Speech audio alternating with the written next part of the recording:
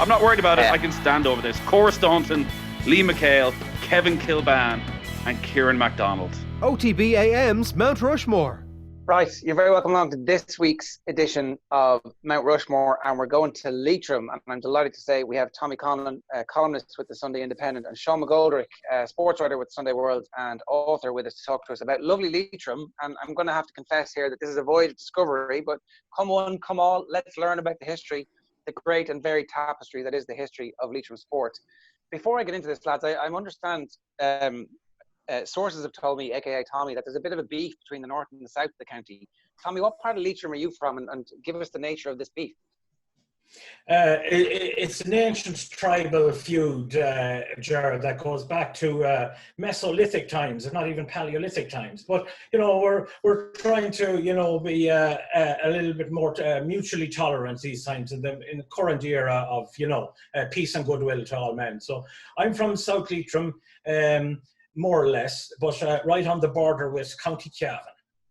And right. A lot of people wouldn't even know that Leitrim would have a border with County Cavan, but I was born about Ballinamore is only about four miles from the Cavan border, and so there's a strong Ulster kind of influence on Leitrim in terms of commerce and I guess sport and pretty much the sort of lived experience of people, at least on that side of the Leitrim border. It does border Northern Ireland, Ulster, Cavan. There's that side to it too.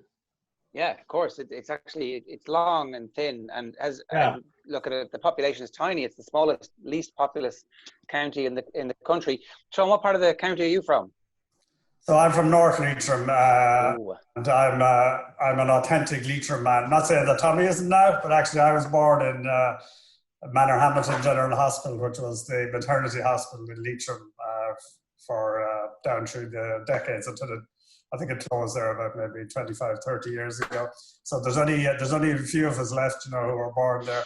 So our influences would come from the other end. As you say, we're a long, slender county.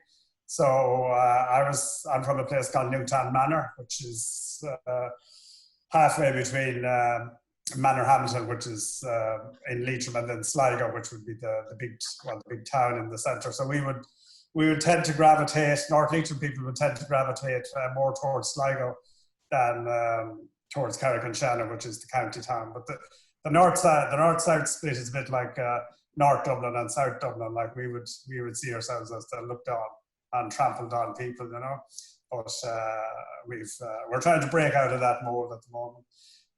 But the North Leitrim, it would have an influence on sport in the sense that a lot of North Leitrim people would have been supporters of Sligo Rovers, and they would be seen as kind of a local sports team. Now, it's not so much in since summer soccer, since the League of Ireland went to a summer season. It's not as pronounced because obviously the GA is the big sport in Leitrim. But when I was working and living there during the winter, you see lots of Leitrim people at the showgrounds every Sunday. Okay, right. So there's a soccer interest at least. Tommy, is it purely a GA county? Are we to be expecting 4 GA heads to be chiseled onto whichever mountain we decide to go here? Yeah, pretty much a monoculture, sporting-wise.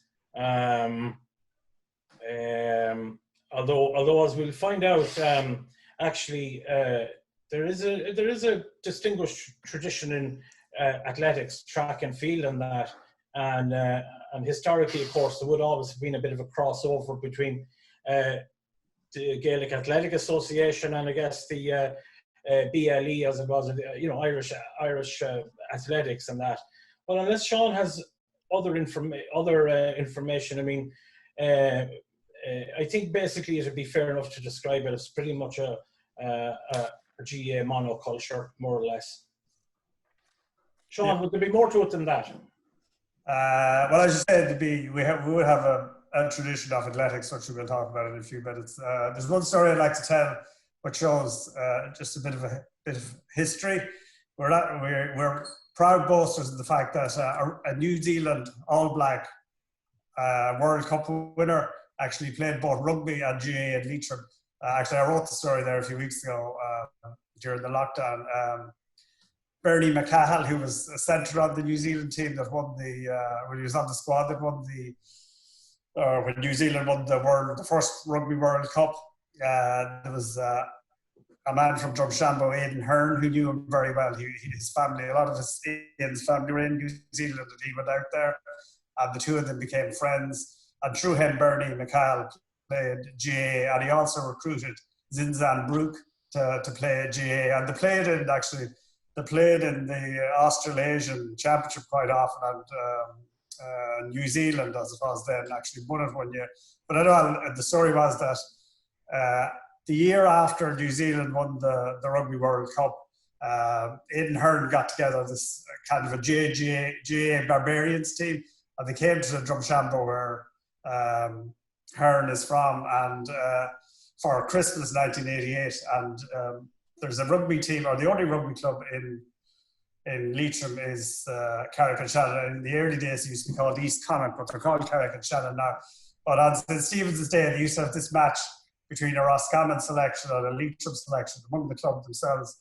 So in 1980 or 1988, the New Zealand All Black turned up and lined out with Leitrim in the challenge match, and then the following week they actually played a GA match in a place called Ballinadlera between an all-star selection and a local team drawn from Alan Gales, which would be the club under Trambo and Ballinadlera. And actually Eamon McGowan, who was a big GA figure in Leitrim for years, he actually scored a hat-trick of goals. The match ended in an honourable draw, but so that's our connection. That's our big connection with rugby. There's a lot to be said for honourable draws. I've got to say, of all of the cases that we've had people make so far, that is literally the most tenuous for anybody, for any connection to a World Cup winner. I mean, I can see the children of immigrants, I can see all that kind of stuff making sense, but once played a game with somebody from Drumshanbo is right up there, top of the list. Well, I was just doing that as an entertaining allude. That's fair enough. So he's not on your list. Bernie McCall, no, he's not on your list. Yeah, I was tempted, but I said, yeah, as you said, the length was a bit tenuous, so I disregarded him. Tommy raised the athletics. You've got 5 Olympians, in fairness, for a county with 30-odd thousand people living in it. That's not bad. Yeah, it's only when I actually did the research that came up, which I thought was quite an amazing statistic. We would have a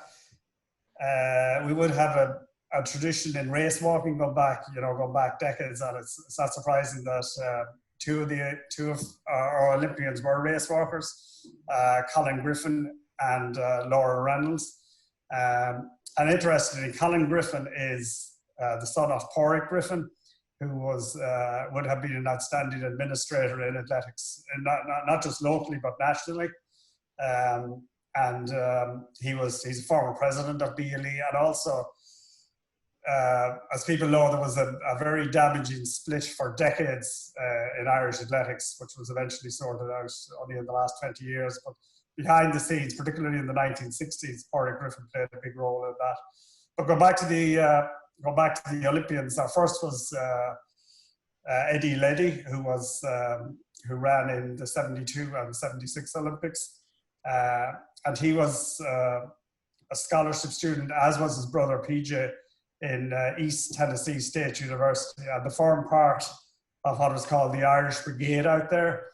And one of the Irish Brigade was Frank Greeley, who most people know as the long-time editor of Irish Runner and a person who's been associated with athletics for decades. But Frank was a very talented runner in his own right, and actually set the 10,000 meter junior record about 50 years ago, and it still stands.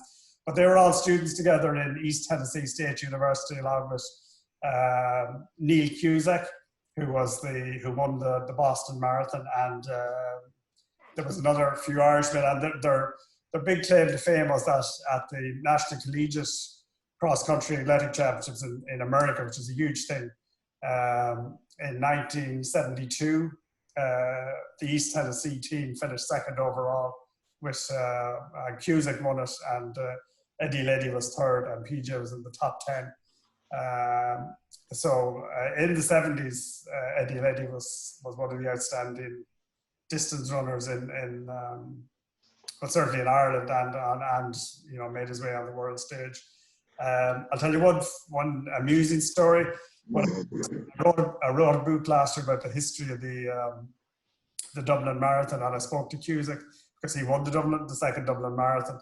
But he was telling me a story that way back in the early 70s, in those days, the students wouldn't have come home for Christmas. So one year, himself and the Leddy brothers decided to head down to Atlanta from Tennessee and took part in a marathon down there. The Peach Bowl Marathon. It became a very famous marathon in America subsequently.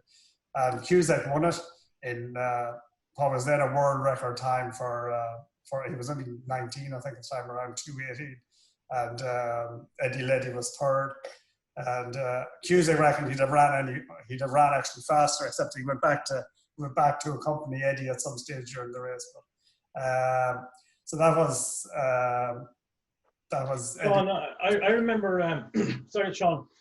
I remember Eddie Leddy as when I was a child.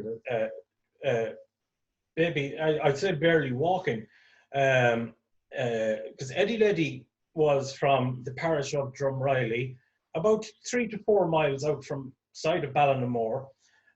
His club was Ballinamore AC, Ballinamore Athletics Club, and Sean mentioned Pádraig Griffin. I mean, sure, Pádraig Griffin was Mr.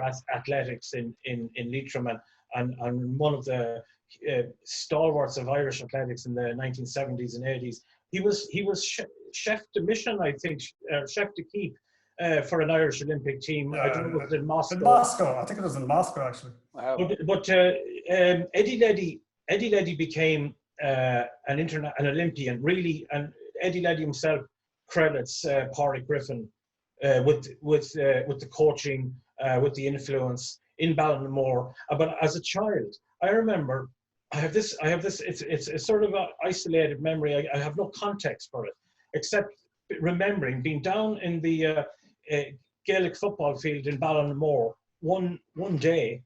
I don't know what any of the circumstances, except I saw this lone figure running laps of the field over and over and again. And what I remember more than anything, I wouldn't have understood about his prowess at all, except that I was told that was Eddie Leddy. And he had this jet black afro. And that's what I remember from it. He had this sort of enormous jet black afro and just looked a very, very rare and unusual man, even just visually to a child. And then I was told he was going to the Olympics or had been to the Olympics. And he as Sean said, he ran in the 3,000 meter steeplechase at Munich, and in the 5,000 and 10,000 meters in Montreal. And I just remember being, as a child, and it stuck with me, being awestruck that our little community had someone who had been to the Olympics. He was going to the Olympic Games. You know, it had the kind of a sort of a mythical idea, mythical sort of quality. It was almost like a man going to the moon. Imagine like someone from your little parish or town, and he's going to the Olympics. And that's why Eddie Leddy always lodged. It was just a childhood impression. And yeah. I was just researching this last night, Jared, if I may, and it turned out that Eddie Leddy ran world-class times. His personal bests were and would be considered apparently world-class today. 5,000, 10,000, 3,000 meter steeplechase.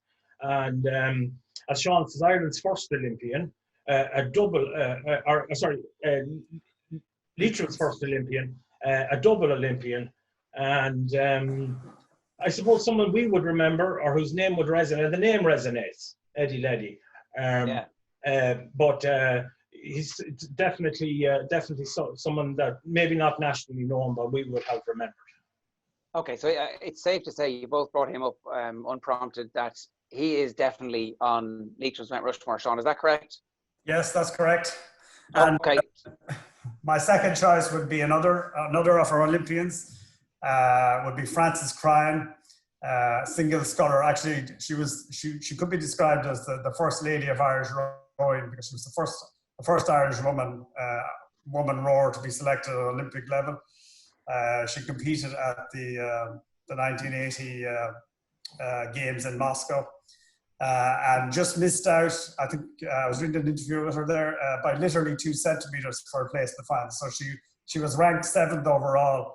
And it's interesting because we come on to the GA and its huge prominence in Leitrim life, and particularly the Connacht Championship win. But the Leitrim Observer, the local paper, did a survey a few years ago, and her performance in Moscow was selected as the greatest ever Leitrim sporting moment. It actually surprised me a bit, but that's what they decided. So, I mean, she was brought up, she was born in Carrick-on-Shannon in the family-run hotel, which she runs, or a guest house and bar. It's now a hotel which she runs. So she was literally, across the road from her home was the River Shannon. So there was a rowing club in Carrick-on-Shannon, and she started off there as a young schoolgirl. And she started off, I think, in a Coxless fours, but then she eventually graduated to the single sculls. And our coach was a local man, Aidan Nangle, and he had a huge influence on her career. And she won. I mean, she was the queen of single sculling in Ireland. She won 11 titles in a row, so she dominated totally from 1976 to 1986. And she was just, I mean, it's 40 years ago now. She was just, I think, 22 when she competed in Moscow. I normally would have expected her to go on and competed at another games, but it appears there was a difference of opinion. I'm not sure whether it was with the Olympic Council of Ireland or the Irish Rowing Union, but controversially, she wasn't selected for the Los Angeles Games, which was a pity because the Eastern European boycott. I mean, she probably, you would have imagined she might have made the final there, but she continued. She competed at World Championship level, and she tended to finish 9th, and they were saying, well, you need to finish 6th. And then there was an issue about her. They wanted her to move her training base from Carrick-on-Shannon to Dublin, which I presume meant Blessington Lake. So basically, she was a single Olympian, but given her historic role in Irish rowing, and I mean, there's been nobody else in Leitrim terms like her since or before, so I think she's worthy of inclusion. Yeah, I think a trailblazer who makes it on the global stage is obviously always somebody worthy of consideration. I think, Tommy, we might have a bit of consensus on this as well, because I'm fairly sure Francis is on your list too. Yeah, I was actually talking to my friend and colleague from the Irish Times there, Ronan McGreevy, journalist and historian. He's from Carrick-on-Shannon, and he was saying he remembers as a child a cavalcade that was organised for Frances Cryan when she came home from Moscow, and big procession through the town of Carrick-on-Shannon. Huge turnout crowds came out to greet her and that, and she was part of his childhood. And indeed, we always a low-profile person, I think, but again, I mean, and it's only actually maybe in many years later when we became more familiar, we in Ireland, I mean, with rowing as a sport, and we've come to appreciate what a brutal sport it is in terms of its demands, as you well know, on any athlete, that how lonely it must have been for her in a way, and how hard it would have been. Really doing it on her own with her coach, Aidan Nangle. And even then, and maybe even since then, I don't think many of us would have had a concept of the enormity of the work that's required for her to become an Olympian in Moscow, as indeed it is for, it would have been for everyone, of course, every Olympian. But it's kind of something heroic about that, because I doubted if rowing had much of a support infrastructure around it at the time. But she had the, as Sean said, the River Shannon right on her doorstep, and she obviously ploughed thousands and thousands of miles up and down that river, and it took her to Moscow. And there is something pioneering, I think, about Frances Cryan's role in Irish women's sport. Okay, so we've got Eddie Letty and Frances Cryan. We have a consensus on that. Are there any non-Gaelic footballers that are in the conversation left? Because if there aren't, I'm going to bring in our special guest here. But Are there any other non-Gaelic footballers left, Sean or Tommy? Well, we should mention our other Olympian was Breach Conley from Kinloch and North Leitrim, who competed at the last Olympics in the marathon. And Colin Griffin. And well, we mentioned Colin. We mentioned Colin. Yeah, competed in 2 Olympics, and uniquely about Colin was that he also coached Laura Reynolds in her to an Olympic appearance. So I'm not sure that many people have done that, to be actually to be an Olympian and also coaching an Olympian around the same time. And Conlon, actually, since he retired from race walking, has become a very good, at national level, a very good marathon runner. So he's in the frame. Yeah, he's in the frame. Did we mention that Colin is Pádraig Griffin's son? Yes, we mentioned that. All right. Sorry, Sean, I must have switched off there for a second. You're forgiven. Okay, we've got Emlyn Mulligan with us as well. Emlyn, how are you doing? Yeah, good. How's things, lads? Yeah, very good. So, how are you, Sean? How are you, Tommy? How's it? Thanks for having me on, Jared. Good to see you. How are you, Emlyn? we've got Eddie Letty and Francis Crime, but the conversation is about to turn to Gaelic football. And Sean, do you want to lay out who you think are the Gaelic footballers who are worthy of a spot on Leitrim's Mt Rushmore? Okay, well, my choices would be Paddy McGoldrick and Mickey Quinn, with honourable mentions for Mickey Martin. I will have to include Emlyn, not just because he's here. I don't think so. I don't think so, Sean. I don't think so. And also a Leitrim man who played all his football in Cavan. He was from what would be my hometown, Manorhampton. Enda McGowan, who actually won two Railway Cup medals, which not too many Leitrim players have managed to achieve over the years. And one other player, Father Harry O'Carroll, who was also from Leitrim, who had a very short career because after he was ordained to the priesthood in I think around 1970, and he spent the rest of his life, as far as I know, in working on the foreign missions in Japan. But in 1969, he was on the Connacht team that won the Railway Cup, and they didn't win again. Connacht didn't win the interprovincial series again until the new century, shall we say. But actually, I was just looking up this in the 1970 final. It was Connacht v Ulster, and Ulster he was marked by his fellow townsman Enda McGowan, who was playing for Ulster. So McGowan ended up winning, I think, 2 interprovincial medals, but Harry O'Carroll won 1.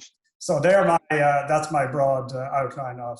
Okay, that's great. I think the treachery of playing for Ulster against Connacht should immediately disbar you from a place on the mountain. Emma, let me ask you this: who was your hero growing up as a young Gaelic footballer? This might be a tricky question because you obviously would have Donegal roots as well. So who were your heroes? Were there Leitrim footballers that you kind of aspired to be when you were a kid? Yeah, I suppose I came in at a time. I moved to Leitrim in the end of the year 1994. So I suppose 1992 for Donegal, winning All Ireland would be more on my line of things in terms of players I would have been looking up to, and the likes of Declan Bonner and that. But obviously, living so closely to Leitrim, you would have heard of the greats of '94 and the likes of Seamus Quinn and Declan Darcy and these players, and obviously Mickey Quinn and that. So. Obviously, it's just disappointing, I suppose, and there's such a gap between them players and what's going on now, and the achievement of them lads. And I suppose at my age now, you're nearly getting sick of listening to 1994. You wish there was more fellas of my generation that we could be talking about. But what them men achieved back then was obviously massive. And as Sean alluded there, the likes of Paddy McGoldrick, I suppose they're a different era than me, but from talking to people, and my wife, she's a niece of the great Mickey Cairns here from Sligo. And I suppose he's one man I'd chat a good bit now and have a pint with. But he spoke to me about Paddy, and the way he spoke about him and the high regard he has him, he must have been an absolutely phenomenal talent, And I suppose that's what when I was writing down the names, and I had the usual names that Sean has, well, he's a lot more than I have, but Paddy was definitely number one on the top of the list, just basically from Micheál Kearns' own perspective of it, from being such a great footballer regarded nationally. For him to say the stuff he said about Paddy McGoldrick, one can only imagine of what a talented footballer he was, and to play up till he was 41 years of age. I think he made his debut at 16. It's an incredible thing to look back on. And I suppose, unfortunately, never got to see the likes of him playing, but definitely he'd be the top of my list here on it today. Okay, well, he gets super extra bonus points for being endorsed by Mickey Cairns, who's on the Sligo Mt Rushmore. So that's a double whammy for him. So I think we're getting rubber stamping here. Tommy, what's your recollection of the mythology around Packy?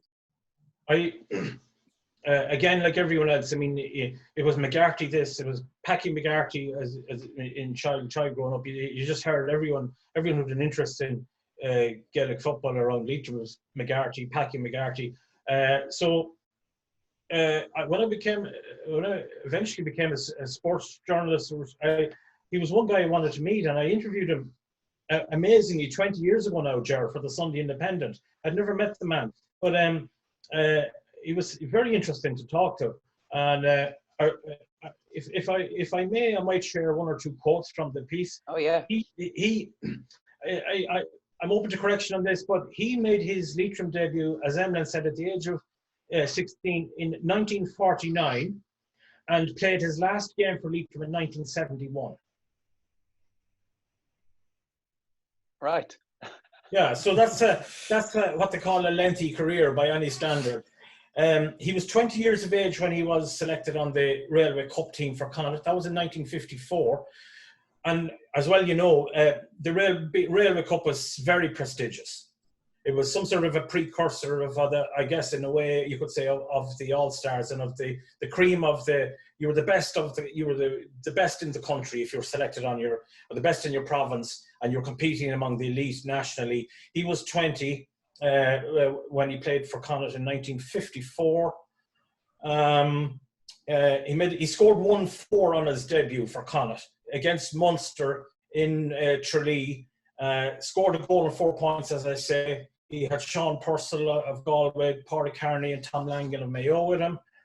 McGarty says here, I always remember after I scored my first point that day, Pádraig Kearney came over to me and said, well done, Junior. That was nice of him, but I wasn't overawed. I always had self-confidence.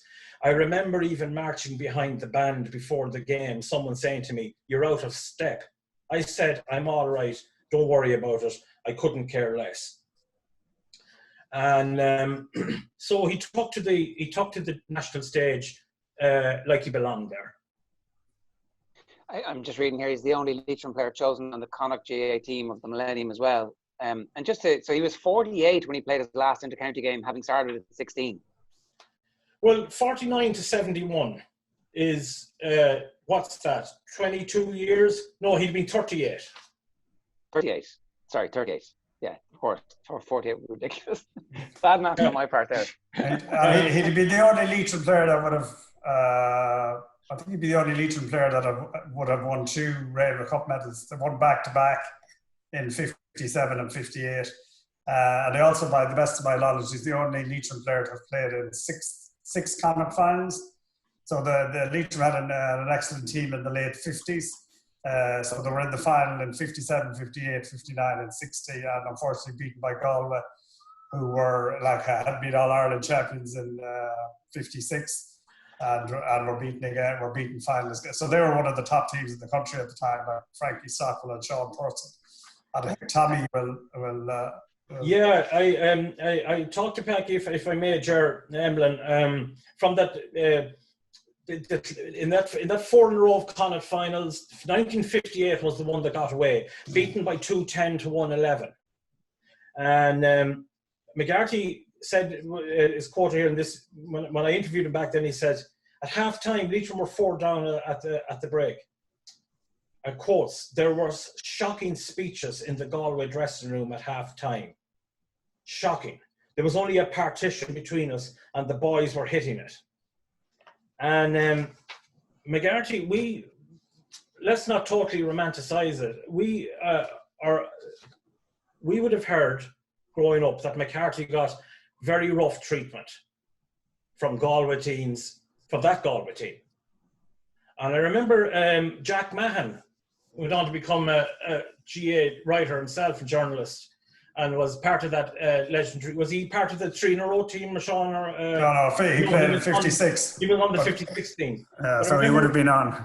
But I remember hearing it said that McGarty got serious punishment from the Galway backs that time. And I met Jack Mahon in Croke Park one day in the press. I says, Jack, I heard about you that you pulled the shirt off McGarty in '58. And Jack just grunted at me. The problem would have been that, as Emlyn knows, that when the Leitrim wouldn't have been blessed with too many star forwards, so the opposition would decide that if they could stop McGarty, then they could basically stop Leitrim. And there was no black card in those days. Have you any experience of this, Emlyn, with are the Galway defenders kind and inquiring after your health these days? Come on through. No, I don't think the Galway or the Mayos are too worried about a lot of us Leitrim lads. But no, I understand where Sean's coming from. You know, I says you get a bit over the years, but I'd say back then, I suppose this day and age, you have a lot more protection on pitches with linesmen and everything that's going on and umpires. I'd say back then, I can only imagine poor Packy, and I read phrases that the jersey was ripped off, and you know, and that never happened to me, fortunately enough. But I can just imagine back then the scenes, I says, when things like that were happening and nobody passing any heat at all. But Jared, might I come in there again, if I may, please, about that McGarty thing? And of course, you know, in the decades afterwards, you know, long after he retired, you know, people from all over Ireland, including Galway or Mayo and you know, and everyone else, said Packy McGarty was a great player. He's an outstanding player. But I think personally that the Leitrim team that eventually did win Conlon in '94, I think part of it for them was they didn't want to be patronised. They didn't want to have it said of them when they were long retired, that was a very good Leitrim team. That was a really good Leitrim team. Maybe you should have won. Maybe they could have or should have won Connacht. And basically have the same thing said to them as was said to McGarty. And actually, really, while they spoke well of him in retirement, when he was a player, they you know, did everything they could to stop him, and which I suppose they were entitled to do. But there seems to be a consensus that there was an element of rough treatment, sort out McGarty and sort out Leitrim. And I think there was an element of that team of Leitrim team of the early '90s. You know, we're not going to be sorted out on the pitch and then patronised afterwards. We're going to try and win it. We want to win it. Okay. And we can maybe we can meet our opponents then as equals thereafter. Yeah, you can understand how, you know, decades and generations of hurt finally well up. Packy McGarty ends up living in Dublin, I think, is kind of in Clondalkin. I think he had a grocery store according to Wikipedia. Yeah. You mentioned the '94 team. We should talk about that. Is Mickey Quinn the automatic from that team? Is there a debate to be had about who is the representatives? No. But he would have been Mickey would have been the Packy McGarty of his generation. Like, he made his county debut in '78, and he was still going. He was still basically going at the age of 37 in 1997. So you know, he had a massive career. And like, I remember Tommy, I think, was at this game as well. In 1983, Leitrim played Galway, and I think it was the Connacht semi-final in Carrick and Shannon. And the final score was a really low scoring game, 1-8 to 1-6, but Leitrim really should have won the game. I always slag my Galway friends, and I said if Leitrim had won that game, that have saved Galway the embarrassment of losing to 12-man Dublin in the final. But and Mickey Quinn gave, I think, one of the, now maybe at the sands of time, or you'd be nostalgic about it, but I'd love to see a video of the game, because I think Mickey Quinn gave one of the all-time great individual performances in that game. And I remember I was only a junior reporter with the Sligo champion at the time. But I remember in my naivety, I thought that he'd win an All-Star that year, and he didn't actually win an All-Star. But if you think about it, that was 1983. So he won the All-Star about 7 years later, and then in 1994 he was probably the father figure on the Connacht team. But I mean, Tommy's brother was on the team, so he would know more about the inner workings and what role he played in it. Well, he was Leitrim's first ever All-Star in 1990. That 1983 performance at midfield is legendary. Senior debut in '78. There's the '83 game where he dominated the Galway midfield. There's 1990, the All-Star. 1994, finally the Connacht title, and that's in his 16th season or 17th season, and he's plays on to 97. So he has a longevity, the equal of Packy McGarty as well. And of necessity, if you and Emlyn might come in on this. Of necessity, Leitrim teams historically have been physically small. A lot of times, it's just players who aren't physically big enough or who aren't athletic enough for serious county football. Mickey Quinn was an absolute supreme athlete, and he had power and strength, heart, could go end to end for a whole game. So that meant Leitrim, when Mickey was playing, well, Leitrim had traction in midfield. They had presence in midfield. They had power there, and he was the engine, or one of them, the engine in the engine room for many years. Yeah, and I'm interested in that and the physicality generally of Leitrim football. You just don't have a big enough pick when there's only 30,000 population. You have that immediately for the male population. You have that for the active male GAA population, and suddenly, there isn't a huge pick. So you've got to get by with cunning and guile and as much as you possibly can. Yeah, you got to go by with what you have, and as you said, the pick isn't massive. And I suppose when I started out playing in around 2008, I suppose under Desi Dolan, we had a couple of big men, like, and the boys know they're like Gary McCluskey, Christy Carlin. They're probably a lot more physical. I suppose, they were heavier kind of weighted men. The diet wasn't as efficient as it is now, and maybe strength and condition, I suppose, is more of an emphasis now. But I think even myself, I was probably heavier and stronger back in 2008 than I am now, even though I'm a lot leaner and maybe fitter wise, and I suppose it just depends with how you determine strength, I suppose. Some lads naturally just have it as well in their ability just to be powerful men without even hitting the gym, but like the pick we have is limited, obviously, and I suppose nowadays from a younger age we're trying to get lads to be built up physically stronger, that they know when they're coming into their county teams. But at the same time, the way the game has gone, I think Dublin even showed that athleticism nearly now is a bigger thing than actually having physical strength, because the amount of hits and that you see in games now in comparison to, I suppose, looking at games over the last number of months of games back in the 80s, 90s, like the beatings and the physicality and punches thrown in them games, players nowadays wouldn't survive in it, so the game has totally evolved as well, I think, in terms of needing to be that absolutely monster in the middle of the pitch. Or I think athleticism now is probably the main factor, and teams are kind of starting to change their mindset towards that.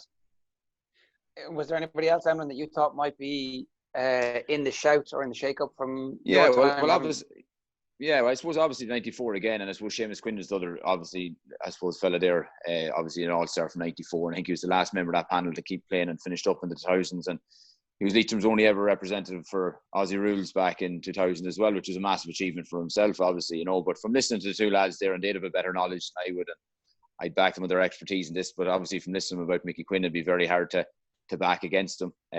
But I suppose another man you could throw into the mix, and as Colin O'Rourke was born and reared in Leitrim, I says, unless we claim him, maybe another man we could throw into the mix. So good to have vast man. So I says he was another nomination, but I'm not sure if he got picked on the Mead one or not. Listen, Colin O'Rourke spent a long time pretending he wasn't from Leitrim at all. Well, that's fair enough, Tommy. We'll let him go. And barely wanted to acknowledge that he came from the place. I think he's come around a bit more to it now. But you mentioned Seamus Quinn there, Ger.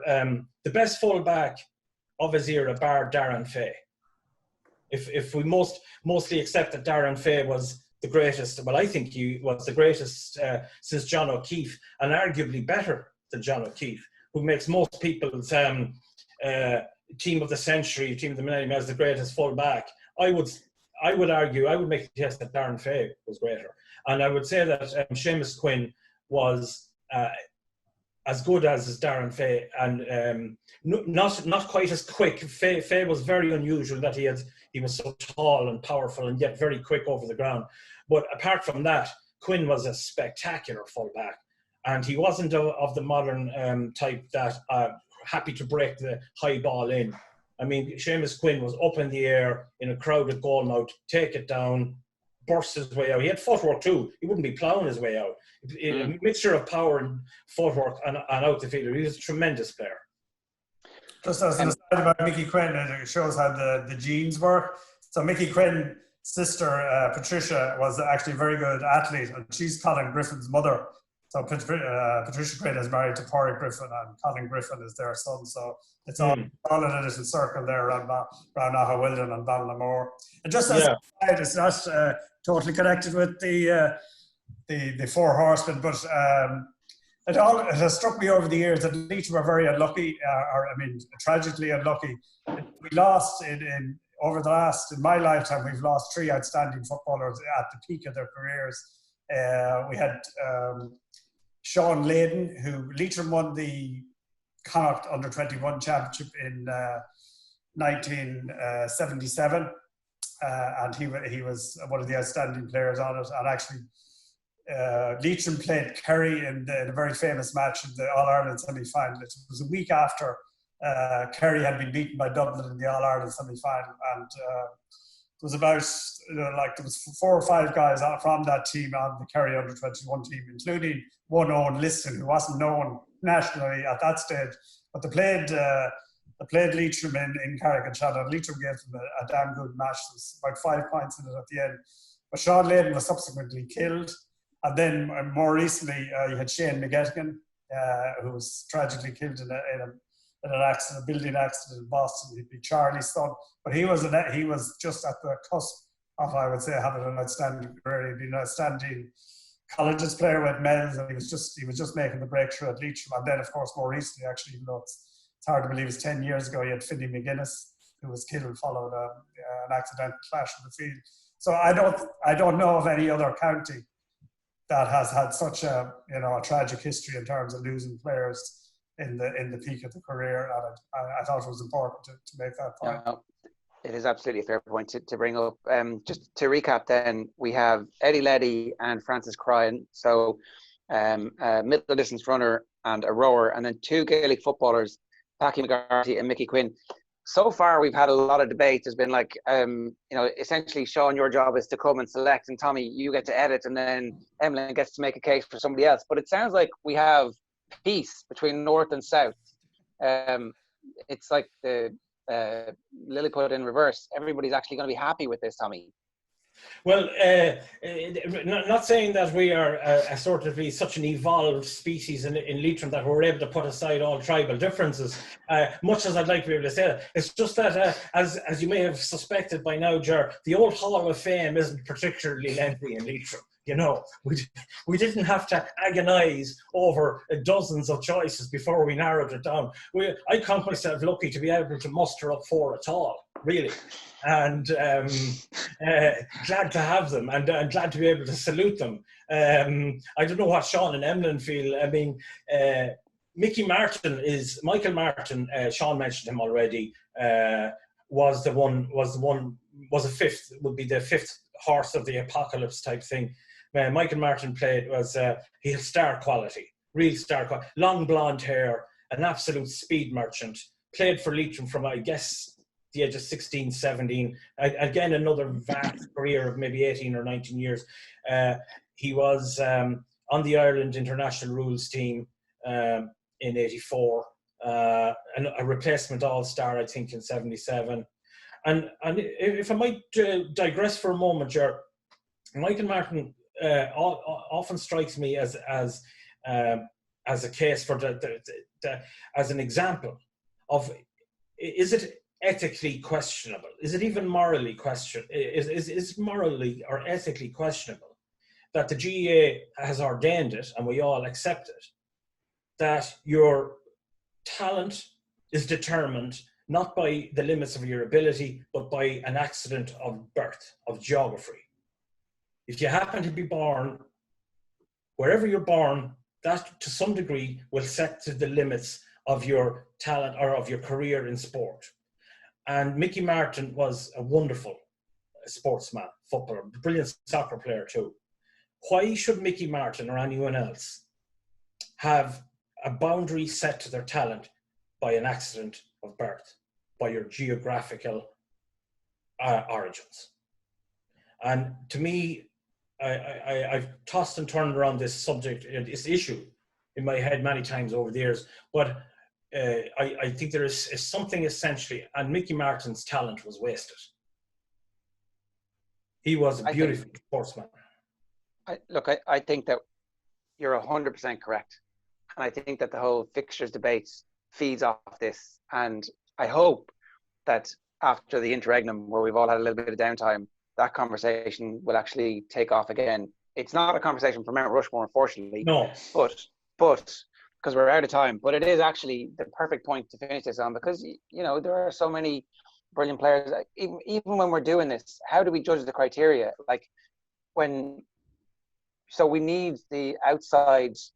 It was great to get Emlyn on to talk about a family relation who is also widely revered, talking about Packy in the way he did, because it kind of validates everything. It's like, and it's a weird system that there's no stats, there's no stat line that we can actually just go and say, well, he had 15 games. Over those 15 games, he scored an average of 6 points a game against top quality opposition, 4 of whom were all-stars. Therefore, you know, he gets this magic score that we pump in and go, he's one of the top 10 footballers of all time. We can't do that. And we can't do it because the competition is not fair. And you guys, with your population of 30,000 in the same championship as Dublin with their population of 1.5 million, is a bit ludicrous, really. And not to mention the fact that Dublin gets, if I think off the top of my head, gets 17.2 million in coaching grants over the last, over the last 10 years, or Leitrim gets whatever it is, less than 1 million. So, but that's a debate for another day. We've just opened a can of worms. I'm going to close it. The Leitrim Mount Rushmore. My thanks to Emlyn Mulligan, to Tommy Conlon, to Sean McGoldrick. The 4 on the Mount Rushmore in Leitrim are Eddie Leddy, Francis Cryan, Packy McGarty, and Mickey Quinn. Where are they going? Where is this mountain? There's a mountain called O'Rourke's Table outside Dromahare, which is very famous. It was made famous by the poet Thomas Moore. So I think that might be the suitable one. We'll keep it in the North, Leitrim. We'll keep it up north. Yes. You have been Bolbin up there already, Sean. But that's in Sligo. We'll take it. We'll take it. It sounds good, though. It sounds like a proper place for it, all right. It does. That is this week's. That's it for Leitrim's Mount Rushmore. Thanks, lads. Thanks very much. Thanks, sir. Thanks, sir. OTB AM's Mount Rushmore.